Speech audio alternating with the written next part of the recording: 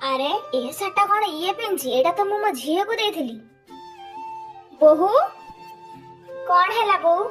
ଏ ଶାଢୀଟା ତୁ କୋଉଠୁ ଆଣିଲୁ? ଏଇ ଶାଢୀଟା ମତେ ଦିଦି ଦେଇଛନ୍ତି।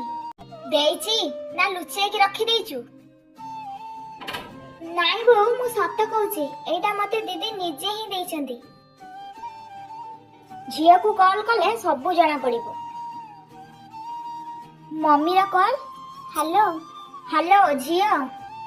ହଁ ମମି, ତତେ ଯୋଉ ଶାଢୀଟା ଦେଇଥିଲି ସେଟା କଣ ହେଲା?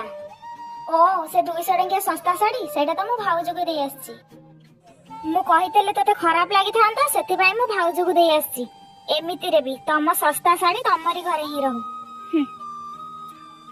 କୌଣସି ବିଷୟରେ ନ ଜାଣି ଜଣକୁ ଦୋଷୀ ସାବ୍ୟସ୍ତ କରିବା ଉଚିତ ନୁହେଁ। ଏମିତିରେ ବି ପର ଝିଅ ସମସ୍ତଙ୍କ ଆଖିରେ ଦୋଷୀ ହିଁ ହୋଇଥାଏ।